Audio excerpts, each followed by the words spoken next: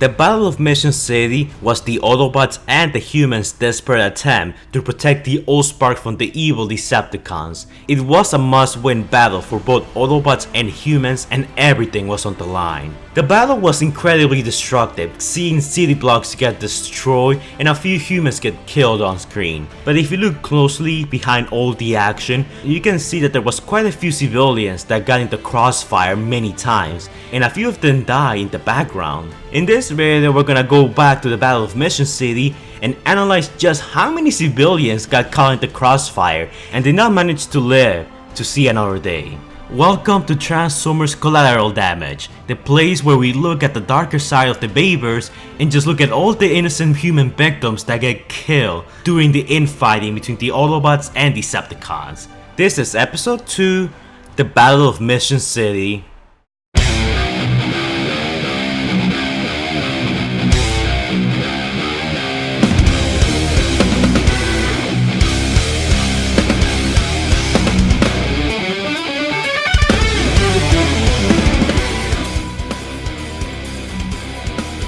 Alright, so before we begin, we need to set up some ground rules. Number 1, unlike last time, on-screen deaths will be counted, but some off-screen deaths will also be counted as well, but only if they're hinted at. If we see like 10 characters at the beginning and we only see 5 at the end, that means that those 5 characters more than likely bite the dust. Second, vehicles will be counted, but it's only gonna apply for military vehicles, no civilian vehicles, so we'll be here all day. And finally, accidental deaths will also be counted. For example, an Autobot being blown away and accidentally squishing a background human, that will be counted as a kill, intentional or not. Since it was the human and Autobot's bright idea to lure the Decepticons to a populated area, they will be held accountable. Let's begin.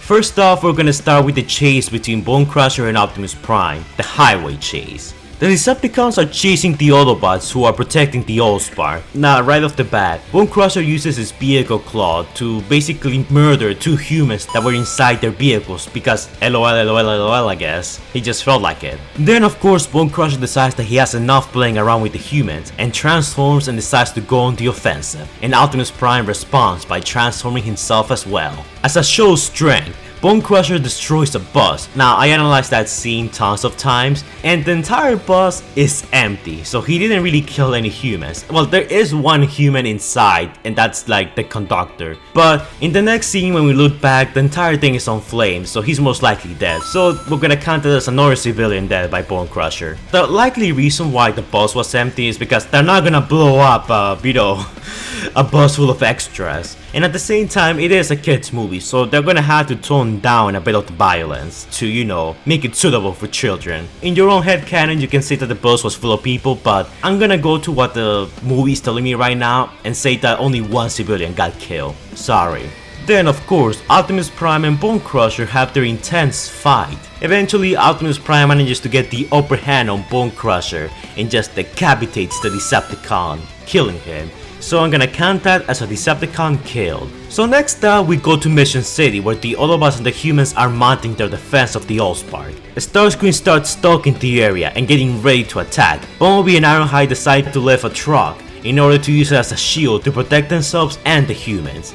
Eventually, Starscream destroys the vehicle and both Bumblebee and Ironhide get sent flying. Now, if you look at the previous scene when they're lifting the bus, you can see that there's a human right next to this theater. And in the next shot, when Ironhide gets sent flying by Starscream, you can see that Ironhide actually lands on the exact same position the civilian was hiding in. So I'm gonna count that as an accidental civilian kill by being squashed by Ironhide. Remember, this is an implied death because they're obviously not gonna show an Autobot squishing a human on screen. Well, at least not, make it very clear because that will be bad for sales. Much later, when the Decepticons are making their presence known and start attacking the humans and the Autobots start rushing in to take on the Decepticon known as Brawl. However, Ironhide manages to dodge Brawl's missiles, but one of the missiles actually destroys a vehicle that was trying to get away from the action, so meaning that another civilian fell victim to the crossfire between the Autobots and Decepticons. So the Autobots managed to momentarily knock out Brawl, and then Megatron makes his appearance on the battlefield. Jazz engages Megatron to buy the other humans enough time to escape. While the humans are running away and mounting their defense, we can see that one Sector 7 vehicle got destroyed, along with having another Sector 7 agent being shown as getting killed in the background. You can actually see his unmoving legs behind the vehicle. We then cut back to Jazz trying to fend off Megatron,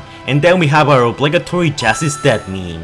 Brawn decides that he hasn't had quite enough fun yet and gets ready to attack the humans. While we see Lennox running towards Sam's position, we can actually see a destroyed Sector 7 vehicle behind him. So we're gonna count that as another destroyed military vehicle. So the Autobots and the humans start momentarily engaging Brawl, and I'm surprised that no one dies in this small segment. The Autobots don't squash anyone, and none of the humans get killed by Brawl's missiles, which I find that astonishing. But then Optimus Prime appears onto the battlefield and Megatron takes notice, and this is where all hell breaks loose, by the way. Megatron takes Optimus Prime for a ride and they spin round in the air. Eventually they manage to crash into a building.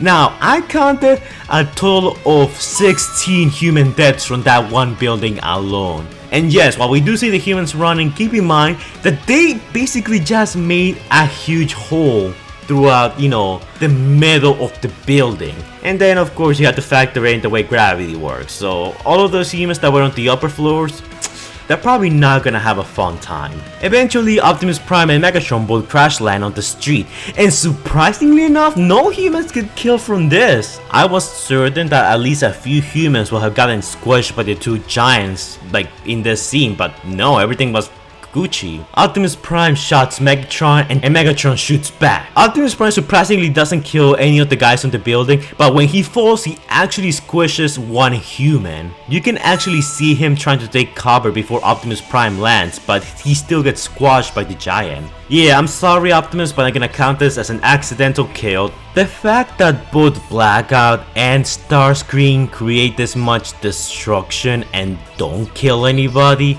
kinda pisses me off. I have no idea why. But eventually, Ironhide and Ratchet manage to fend Starscream off and he's forced to retreat.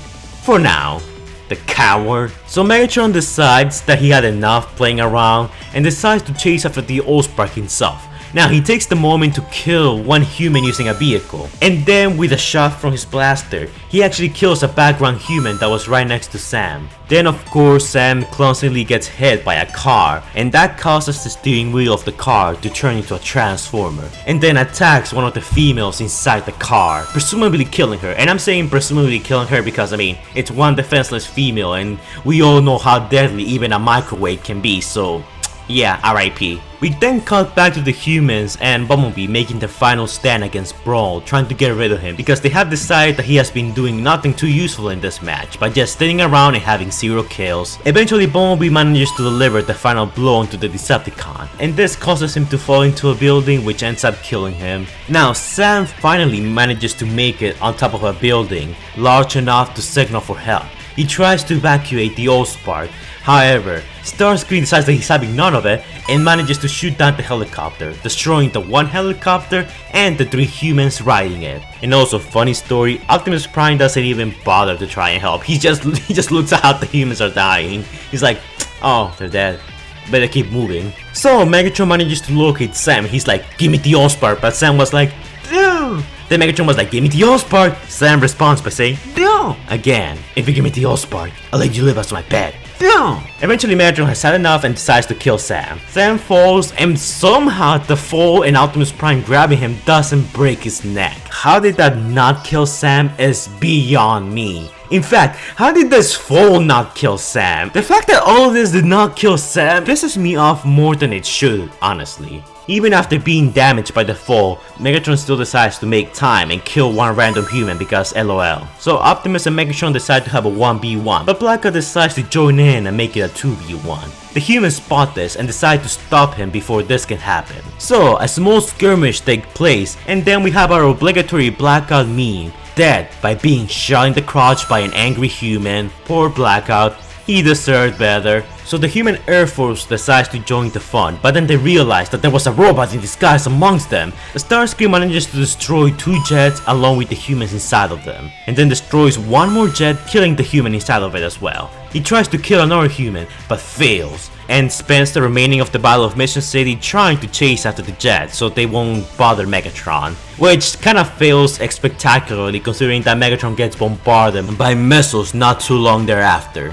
Then of course Sam uses the power of plot convenience to kill Megatron by using the Allspark and exposing it to Megatron's exposed spark. This somehow kills him and results in yet another Decepticon killed.